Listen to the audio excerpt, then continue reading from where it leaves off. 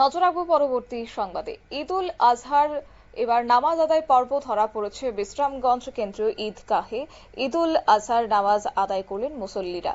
বিশ্রামগঞ্জ কেন্দ্রীয় ঈদগাহ ময়দানে ঈদুল আজহার নামাজ আদায় করতে বিশ্রামগঞ্জ অঞ্চল সহ রাজ্যের বিভিন্ন এলাকা থেকে আগত মুসল্লিয়ানে কেরাম নামাজ শেষে রাজ্যবাসীর উদ্দেশ্যে ঈদের শুভেচ্ছা জানালেন ঈদগাহ কমিটির কর্মকর্তা সহ উলামায়ে কেরাম।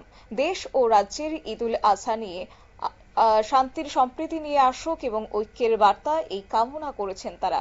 মুসলমানদের জাতীয় উৎসব ঈদুল আজহা পালন করতে রাজ্যের জাতি ধর্ম বর্ণ নির্বিশেষে সকল অংশের মানুষের পাশাপাশি প্রশাসনের দৃষ্টি আকর্ষণ করেন ঈদগাহ কমিটির কর্মকর্তা সহ উলামায়ে কেরাম। বিশ্রামগঞ্জ কেন্দ্রীয় ঈদগাহ কমিটির সহ সভাপতি তথা আলজামিয়াতুল তিনি বলেছেন যে প্রতি বছরের ন্যায় এই বছরও তারা সকলের সম্প্রদায়ের এবং ঐক্যের বার্তা ছড়িয়ে দিতে আজকের এই দিনটি পালন করেছেন। কি রয়েছে বিস্তারিত শুনুন। আসসালামু আলাইকুম রহমতুল্লাহ। আমরা বিশ্রামগঞ্জ কেন্দ্রীয় ঈদগাহ ময়দান থেকে সারা রাজ্যের, দেশের, সারা পৃথিবীর মানুষকে আমরা আন্তরিক প্রীতি, শুভেচ্ছা, অভিনন্দন জানাচ্ছি।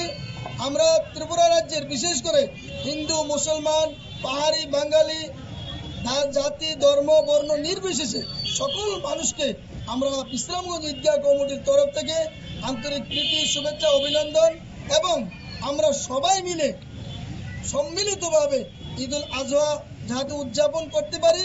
আমাদের ঈদ উদযাপন করতে রাজ্যের অন্যান্য সম্প্রদায়ের মানুষ অন্যান্য বছরের মতন এবছরও আমাদেরকে সহযোগিতা করবে, আমরা এই প্রত্যাশা ব্যক্ত করছি।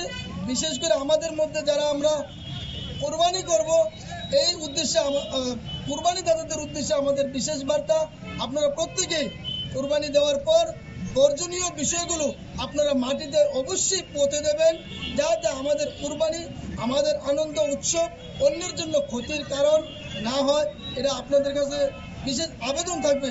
পাশাপাশি রাজ্যের প্রশাসন, রাজ্যের মাননীয় মুখ্যমন্ত্রী, সংখ্যালঘু মন্ত্রী, সমস্ত দপ্তরের মন্ত্রী, আমলা, প্রশাসনের সবাইকে আমরা বিশ্রামগঞ্জ ঈদগাহ ময়দান থেকে শুভেচ্ছা জানাচ্ছি এবং ঈদ মুহূর্তে যাতে রাজ্যের প্রশাসন সতর্ক ভূমিকা পালন করে আন্তরিক দৃষ্টি রাখে, এটা আমাদের প্রত্যাশা।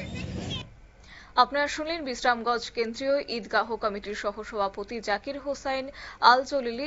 তিনি বলেছেন যে অন্যান্য বছরের ন্যায় এই বছরও আমরা সকল সম্প্রদায়ের লোকেদের সম্মিলিত প্রচেষ্টায় ঈদুল আজহার উৎসব পালন করব, এটাই আমাদের প্রত্যাশা।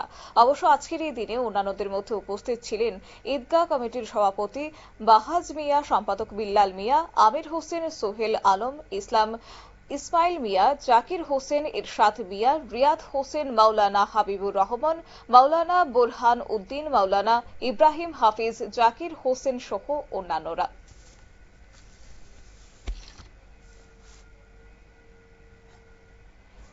সংবাদ আপাতত এই পর্যন্তই। পরবর্তী আপডেটের জন্য চোখ রাখুন শুধুমাত্র নিউজ ভ্যানগার্ডের পর্দায়।